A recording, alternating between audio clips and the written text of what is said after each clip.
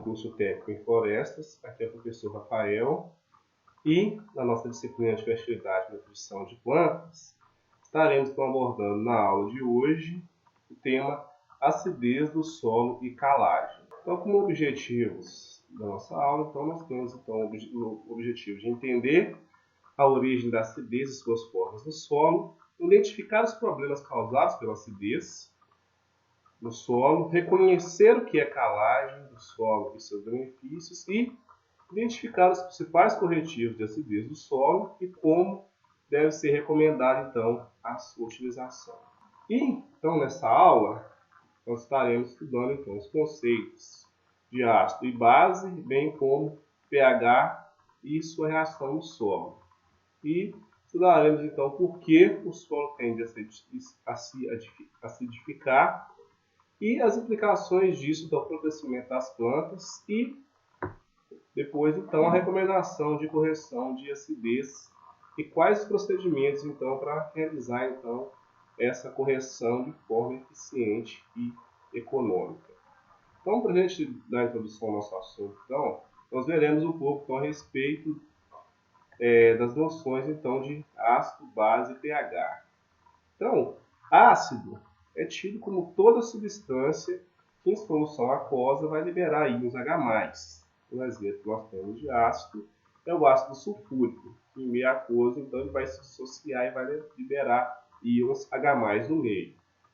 Como base então é definida como toda substância que em solução aquosa vai estar liberando íons OH- da solução do solo. E um exemplo então que nós temos de base é a soda cáustica ou hidróxido de sódio.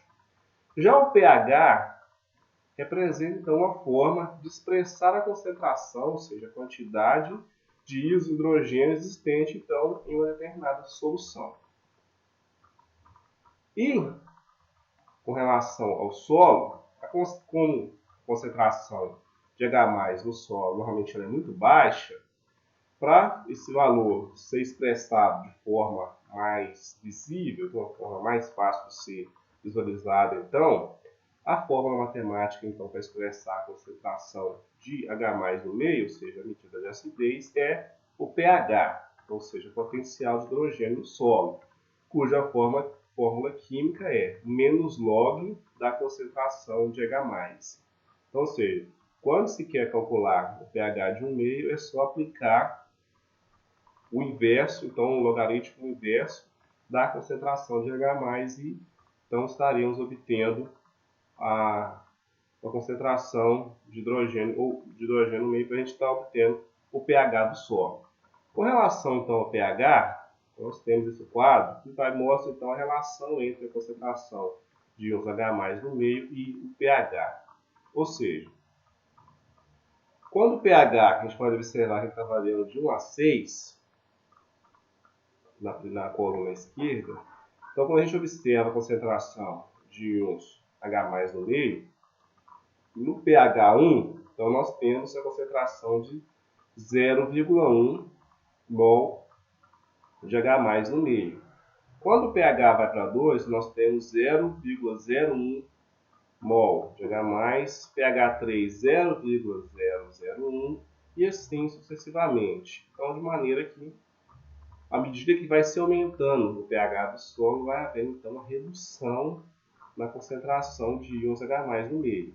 E, do ponto de vista químico, então, o pH de 1 até 6 é considerado ácido, o pH 7 é considerado neutro e o pH de 8 até 14 é considerado básico, tendo em vista que quanto mais próximo do 14, mais básico então vai estar sendo a concentração, ou seja, a solução, e menor então a concentração de H+ no meio. Então, em relação pH do solo, quando estudando então o pH do solo, em relação ao pH, à medida então que aumenta a concentração de H+ no meio, vai diminuir o pH, o solo se torna mais ácido. E o inverso também é válido, ou seja, à medida que se diminui a concentração de H+ no meio, vai haver um aumento de pH e o solo vai se tornar então menos ácido. E de maneira que na maioria dos solos, o pH ele está naturalmente abaixo de 5, sendo que é necessário então que esse pH seja elevado para valores de 5,5 a 6 ou até 6,5, a dependendo da cultura. Ou seja, algumas culturas são mais exigentes em pH do solo um pouco mais elevado. E se a gente observar esse outro quadro aqui, então, ele traz a classificação de espécies com relação então ao pH do solo, ou seja, a exigência da espécie com relação ao pH do solo. Então a gente observa variação de pH, então variando de um pH 6,5, 6 até 5,5. Então a gente observa que no pH 6,5 a 6, nós temos aqui, na maioria, culturas agrícolas. Então, normalmente, é uma tendência que as culturas agrícolas elas necessitam de um pH do solo mais elevado, ou seja, uma menor acidez do solo para conseguir estar se desenvolvendo. Já no pH 5,5, nós temos algumas culturas também, mas já começam então a aparecer as culturas arbóreas, ou seja, aquelas que serão utilizadas então para plantio florestal. Como o nosso curso, então, é de técnico em florestas, o interesse para a gente, então, é estudar o pH, então, com relação às espécies arbóreas. Então, nós podemos observar que no pH 6,5 seria o ideal para o desenvolvimento da cássia negra, destacada em vermelho, do eucaliptus e do pinus, que são culturas que vão tolerar, então, o pH mais baixo, seja o pH de 5,5, com acidez do solo maior.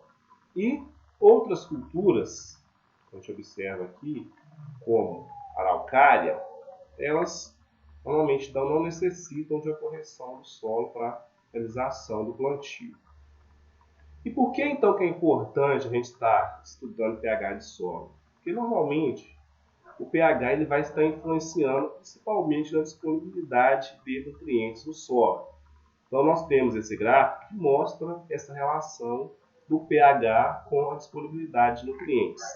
Então, se nós formos observar essa linha pontilhada, então ela mostra que à medida que o pH do solo ele vai aumentando, a disponibilidade de nutrientes como ferro, cobre, manganês e zinco, ela vai reduzindo até chegar a valores muito baixos. Só que, do modo contrário, molibdênio e cloro, à medida que o pH aumenta, a disponibilidade também desses elementos ela vai aumentando.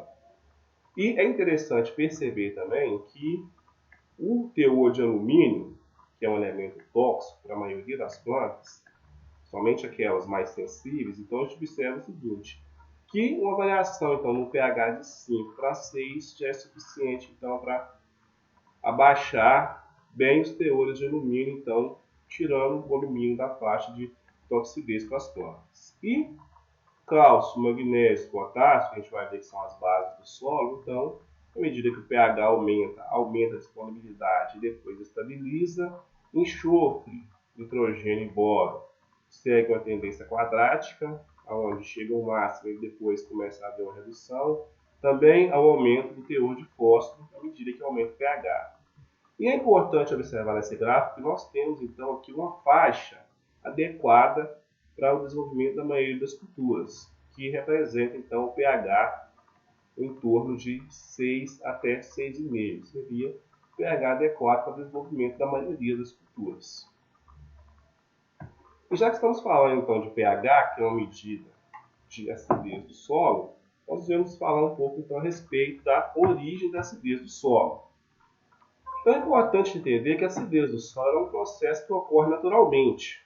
Então o solo naturalmente ele tende a se tornar ácido, pois ocorre uma série de fenômenos no solo que vão tender a produzir íons H+, e abaixar o pH do solo. Então o primeiro desses fenômenos é o que a gente conhece como chuva ácida. Então aquela famosa chuva ácida que a gente vai falar dela, que é muito comum em áreas urbanas. Então, a chuva ácida, a formação dela ocorre da seguinte forma. Então, a água da chuva, quando passa pela atmosfera, quando há a formação de nuvens e formam as gotículas de chuva, quando elas passam pela atmosfera, elas vão reagir com o gás carbônico dessa atmosfera e Ao reagir com o gás carbônico da atmosfera, então, elas vão promover uma leve acidificação da água. Então, a gente pode observar, então, na figura abaixo, que ela ilustra que a água, ao reagir então, com o CO2, ela vai formar ácido carbônico e esse ácido carbônico em meio aquoso, ele tende a se dissociar e isso acaba liberando H+ no meio, que vai tornar a água um pouco mais ácida. E, normalmente a água, em condições normais, o pH da água é próximo da neutralidade, próximo a 7. E esse processo de acidificação, então, vai promover uma leve redução do pH da água por tornar mais ácida. E essa água, ao entrar em contato com o solo, vai transferir, então, essa acidez do solo. Então, outro fator também que pode causar acidez do solo é a degradação, liberação e perda de alguns elementos do solo, que a gente considera como bases do solo. E esses elementos que podem ser perdidos, então, principalmente, são aqueles que nós conhecemos na fertilidade do solo como cátions básicos, como sódio, potássio, cálcio, magnésio, que vão ser intemperizados pela ação. O H+, ou seja, a acidez do solo, tem a capacidade de intemperizar esses elementos e, como eles são mais móveis, eles vão tender, então, a ser levados pela ação da água e isso vai contribuir, então, para tornar o solo também mais ácido. E o outro fator que, naturalmente, vai causar acidez no solo, que a gente vai ver que vai ser uma das formas de classificação da acidez do solo, é a ação do alumínio. Então, o alumínio na forma trocável, ou seja, aquele alumínio que vai se dissolver em água, que é na forma iônica 3+, então esse alumínio tem capacidade de reagir com a água, formando hidróxido de alumínio e, de certa forma, então, vai liberar H+ no meio, promovendo, então, a redução do pH. Então, a gente observa na reação que, aqui abaixo, que o alumínio ele consegue reagir com moléculas de água, ou seja, um íon de alumínio vai reagir com 3 moléculas de água, vai formar hidróxido de alumínio, ou seja, vai promover uma quebra da molécula de água para formar o hidróxido de alumínio e vai liberar 3H+ do solo, promovendo então uma acidificação do solo. Então, a gente vai ver mais adiante que isso então nós temos o que chamamos de acidez potencial do solo. Além disso, temos outros fatores que podem contribuir, então, para ocasionar acidez no solo. Por exemplo, a decomposição da matéria orgânica, ou seja, durante o processo de decomposição da matéria orgânica, são liberados para o meio ácidos orgânicos, que acabam, então, reduzindo o pH do solo. Aplicação de fertilizantes, sobretudo os amoniacais, ou seja, os fertilizantes são utilizados para adubação nitrogenada. Aí nós temos a ureia e o sulfato de amônio, que são os principais exemplos desses tipos de fertilizantes. Então, eles têm também a capacidade de acidificar o solo. E as próprias plantas. Então, as próprias plantas, através do sistema radicular, conseguem fazer a extrusão de íons H+ da região da rizosfera e isso acaba ocasionando uma redução do pH do solo. Porque isso é importante para as plantas, porque disponibilizam nutrientes. Mas é um processo que também contribui para a redução do pH do solo. E já que estamos falando de acidez, então é importante nós entendermos que existem dois tipos de acidez do solo. Então nós temos aquela que é chamada de acidez ativa, que vai representar então aquele H+ que vai estar na solução do solo.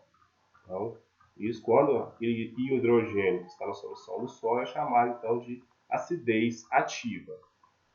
E temos também a acidez potencial. Essa acidez potencial ela vai representar então a reserva de acidez que vão se encontrar nas cargas do solo, ou seja, na fração mineral ou orgânica. E essa acidez potencial ela pode ser liberada então para a solução do solo. À medida que a solução do solo vai ficando menos rica em íons H+, essa acidez potencial ela vai promover então o ressuprimento da solução do solo com íons H+. E a acidez potencial, então, de certa forma, ela representa então a concentração tanto de H+ como de alumínio nas cargas do solo, ou seja, na fração mineral do solo. Então, na figura abaixo, então, representa esse processo. Então, a gente pode observar aqui que, normalmente, a acidez potencial do solo ela é bem maior e ela tem, então, a capacidade de suprir a solução do solo com íons H+. Então, a fase sólida vai funcionar como se fosse uma reserva, uma caixa, e à medida que a concentração de íons H+ no solo na solução do solo vai reduzindo, os que estão na fase sólida tendem a migrar para essa solução.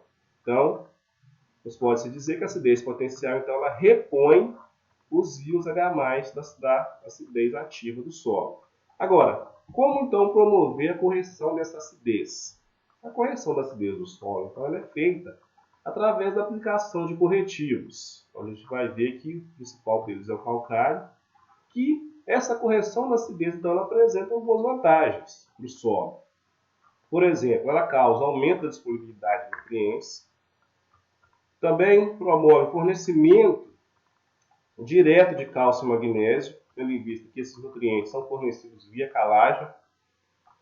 Dificilmente se faz adubação com esses elementos e, além do que, favorece o crescimento radicular por melhorar as condições do solo, e principalmente com o fornecimento de cálcio, que é um elemento que estimula o crescimento radicular e, além disso, melhora, ou seja, aumenta a atividade biológica do solo. Então, a correção da acidez ela é bastante importante pelo fato dela melhorar as propriedades químicas do solo. E com relação, então, à correção, nós temos corretivos de acidez do solo. Então, diversos materiais apresentam reação alcalina que pode ser utilizada para corrigir o pH do solo. Ou seja, para corrigir a acidez, tem que se utilizar componentes ou compostos de reação alcalina, reação básica, que vão reagir com H+, vão formar água e neutralizar a acidez do solo.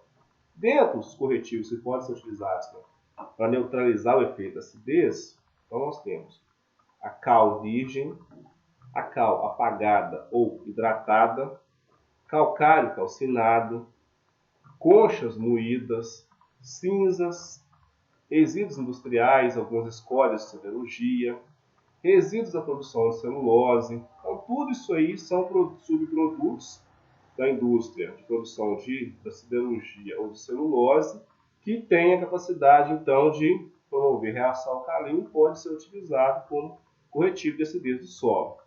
Contudo, todos os produtos que nós comentamos aqui, o calcário, devido à sua disponibilidade e preço, é o que tem sido mais utilizado. Então, devido à disponibilidade do calcário e do preço, o calcário, então, ele é o corretivo mais utilizado para corrigir a acidez do solo. E é importante nós sabermos que é o seguinte, existem, então, alguns tipos de calcário. Então, os calcários, eles podem ser classificados em calcário calcítico, magnesiano e dolomítico. E essa classificação dos calcários, ela é feita, então, com base na porcentagem de carbonato de magnésio. Então, a gente tem que ter em mente que todos os calcários eles vão ter uma concentração de óxido de cálcio e óxido de magnésio. E o principal parâmetro para a classificação então, dos calcários vai ser o teor de magnésio ou carbonato de magnésio no calcário. Então, se a gente for pensar o seguinte, o calcário calcítico ele tem concentração de cálcio mais elevada e uma baixa concentração de magnésio. O calcário magnesiano ele tem uma concentração menor de cálcio quando comparado ao calcítico e um teor de magnésio também mais elevado que quando comparado ao calcítico.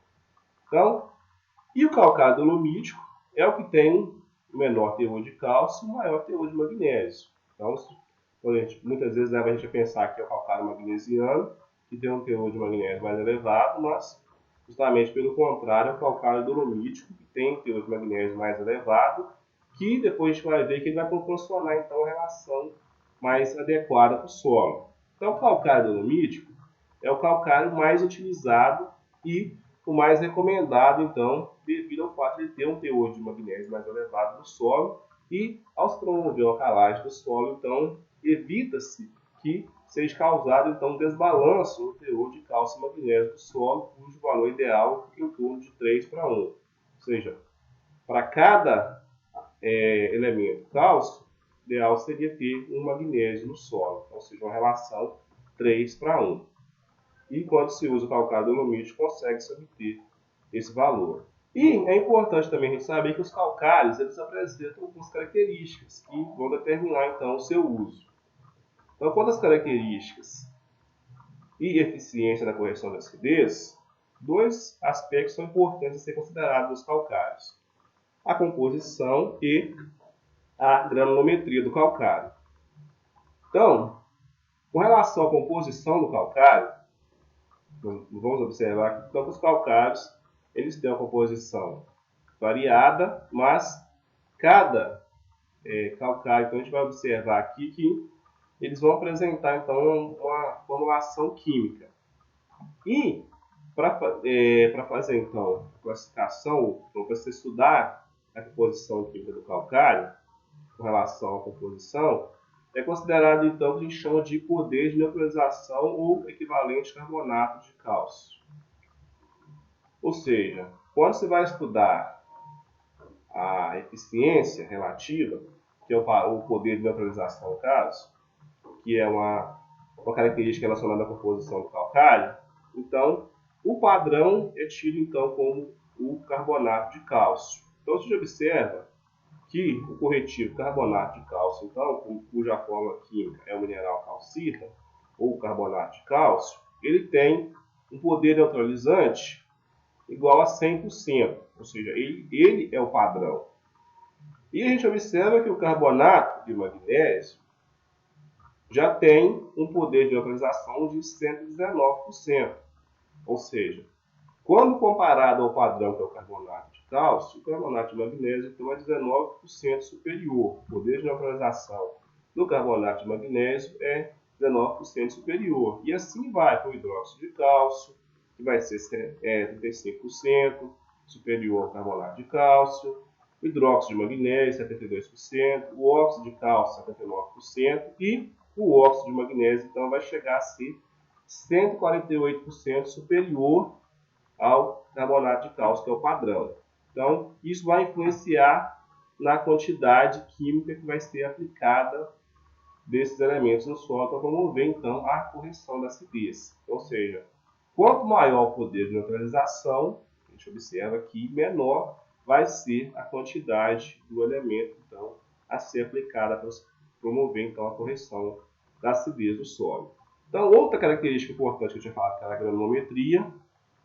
Ela é importante porque, além da composição, o tamanho do partícula do material que vai compor o corretivo também é muito importante.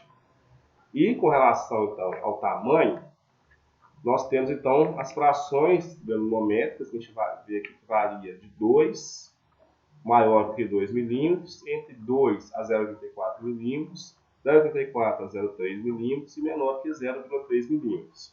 E a gente observa que então existe uma correlação entre tamanho de partícula e reatividade do corretivo no solo. A gente observa que partículas maiores do que 2 milímetros, a reatividade no solo é tida como zero. E à medida que esse tamanho vai sendo reduzido, vai aumentando a reatividade. E é importante também considerar aqui que essa reatividade, que eu não coloquei no material, mas é um ressalvo importante, que essa reatividade é tida como um prazo de 3 meses, ou seja, a porcentagem que vai reagir num prazo estipulado de 3 meses. E detalhe interessante é que é o seguinte, o importante também ser considerado que por exigência legal, todo material corretivo ele deve ser menor do que 2 milímetros, ou seja, 70% dele ele tem as exigências que 70% menor do que 2 milímetros e pelo menos 50% do material deve ter aí um diâmetro de 0,3 milímetros. Então, são exigências legais da legislação para a comercialização então, dos calcários. E, como a gente pode observar, então, eu destaquei no quadro aqui, que quanto menor o tamanho da partícula, maior a reatividade. Quando a gente junta, então, essas duas características, composição e tamanho de partícula, nós temos o que chamamos então de PRNT dos calcários, que é a sigla então para simbolizar poder relativo de neutralização total. E esse PRNT então, ele considera o fator composição e o fator granulometria conjuntamente, ou seja, eu posso ter um calcário que apresenta diferentes poderes, o poder de neutralização diferenciado, e além disso vai variar também a granulometria dele. Com relação às características do calcário, quando então a gente junta o poder de neutralização e a reatividade do calcário, então nós temos o que chamamos então de PRNT, ou seja, poder relativo de neutralização total. E esse poder relativo de neutralização total, ou seja, PRNT, ele considera então o fator composição e o fator granulometria conjuntamente. E ele pode ser calculado então pela fórmula abaixo, onde nós temos que PRNT em porcentagem é igual a poder de neutralização e reatividade ou eficiência relativa dividido por 100. E pela legislação brasileira, então o PRNT dos calcários não pode ser menor que 45%. Então é uma exigência legal para garantir se tem então uma qualidade razoável dos corretivos. Mas a maioria dos calcários que se encontram no mercado, então normalmente o PRNT deles fica em torno aí de 80%, 85%, 90%. Então a gente consegue conferir isso aí junto ao comerciante. Se for um calcário aí em sacos, junto à embalagem do produto, é possível então estar conferindo então essa reatividade então do calcário. E quando você vai fazer então o cálculo da necessidade de calcário, ou seja, recomendar a quantidade, a necessidade de calcário, existem então dois métodos que são oficiais e que são então recomendados pela Comissão de Fertilidade do Solo do Estado de Minas Gerais. Então, a Comissão de Fertilidade do Solo de Minas Gerais ela tem dois métodos básicos que a gente vai estar vendo aqui que ela recomenda para que se faça então, o cálculo da necessidade de calagem. O primeiro método é o método da saturação por bases, ou seja, baseado na saturação por bases. Nesse método, então, pela fórmula abaixo, a gente pode observar aqui que NC é a necessidade de calcário. O que se chama de V2 é a saturação por bases esperada que se vai obter no solo com determinada cultura. O V1 é a saturação de bases atual do solo, então, ou seja, o V1 a gente consegue obter diretamente da análise de solo também fazendo o cálculo, dividindo a soma de bases pela CTC do solo multiplicando por 100 e, de certa forma, então, que é utilizado a CTC potencial. É sempre importante que vai ser utilizada a CTC potencial do solo para então se encontrar a necessidade de calagem pelo método da saturação por bases. E nós temos também o método então, dos teores de alumínio e cálcio e magnésio trocáveis de solo. Então, esse é um método um pouco mais complexo do que o primeiro método. Também é recomendável, principalmente para aquelas condições onde se tem teor de alumínio mais alto no solo e, principalmente, cálcio e magnésio baixo.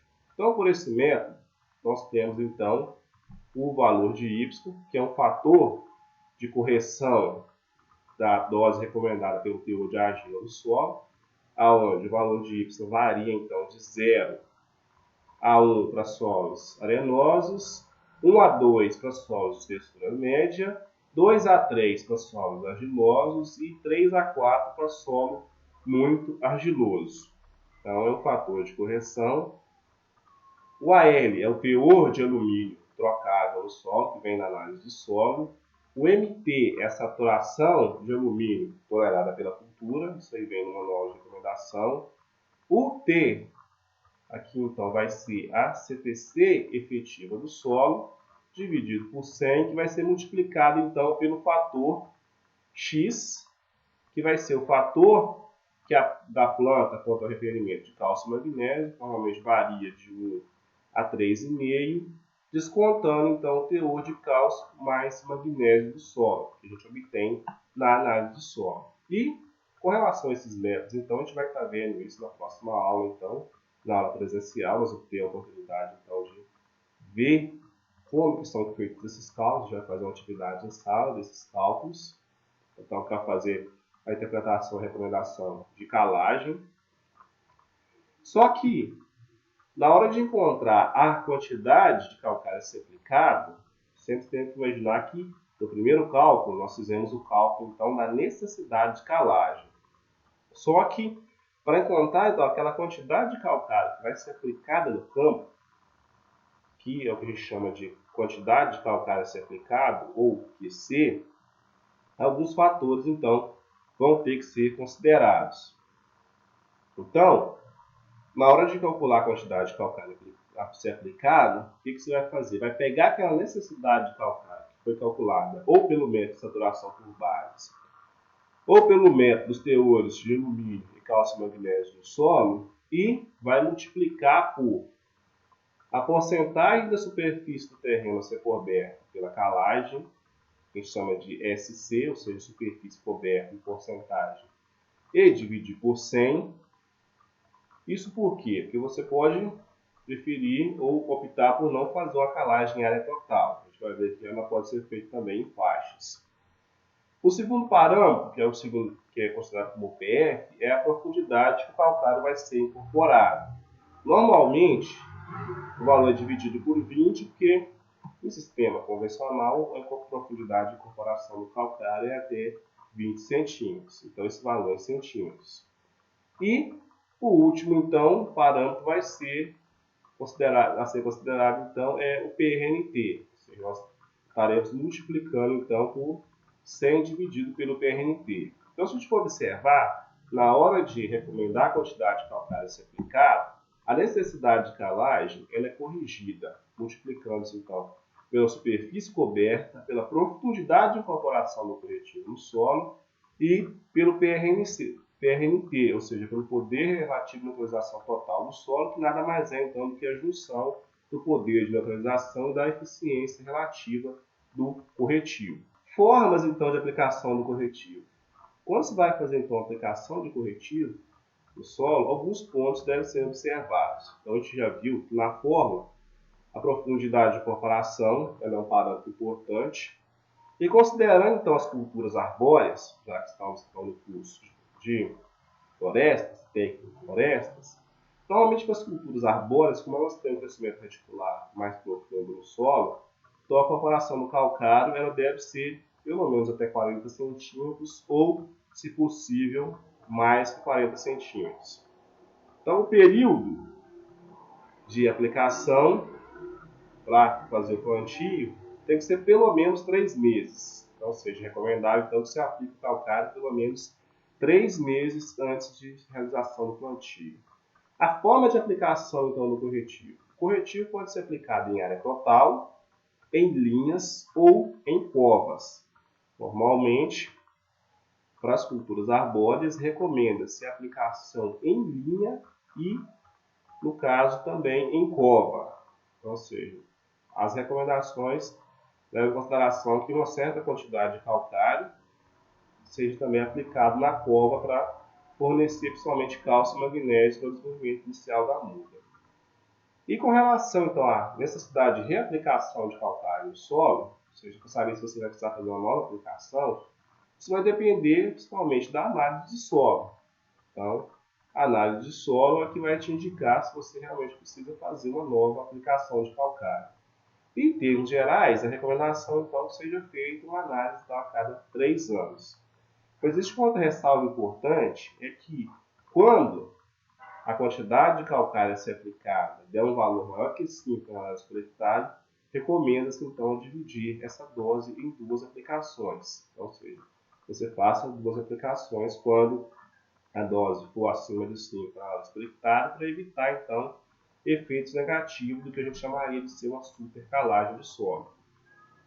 Com relação às formas de aplicação do corretivo no solo, então, o corretivo ele pode ser aplicado na implantação de culturas anuais em área total. A gente observa aqui, então, quando você vai fazer culturas anuais, os corretivos são aplicados em área total, normalmente com distribuição a lanço por máquina dosadores. A gente consegue observar nessas figuras.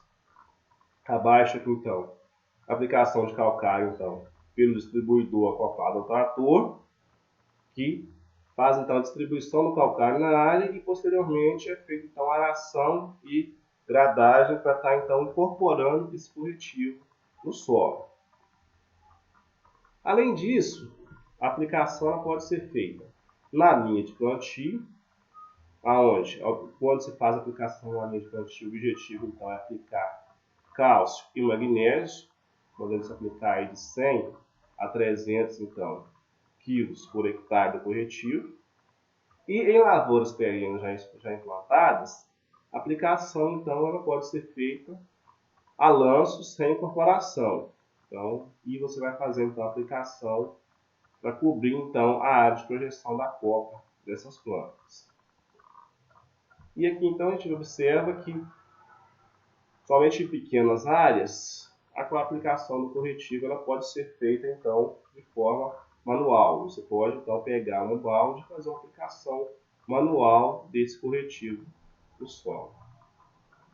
Então, para finalizar a nossa aula de hoje, nessa aula então tivemos a oportunidade então de entender um pouco mais da origem da acidez do solo e qual o caminho para corrigi-la. Então nós vimos de onde que é desenvolvida a acidez do solo, vimos como que a acidez do solo vai influenciar o desenvolvimento de plantas. Então a gente viu também que é importante compreender que a calagem é uma atividade essencial antes da implantação de uma lavoura, no caso de uma lavoura florestal, na maioria dos solos. É importante fazer uma análise de solo, fazer uma avaliação e fazer então a recomendação de aplicação de calagem de calcário ou de qualquer outro corretivo no solo. E também é importante conhecer sobre os tipos de corretivo. Nós vimos sobre os tipos de corretivo, características e, sendo que o principal deles é o calcário, então a gente estudou aqui as características do calcário e também os procedimentos adequados então para fazer o cálculo, a recomendação e aplicação, visando então obter uma boa eficiência então, na aplicação dos corretivos no solo. Então, gente, para finalizar a nossa aula, então, gostaria de ressaltar aqui que nós posteriormente estaremos então fazendo o cálculo dessa aplicação de calcário, assim como a recomendação de calagem nos encontros presenciais. E então gostaria de desejar uma boa semana para vocês e bons estudos e até a próxima aula.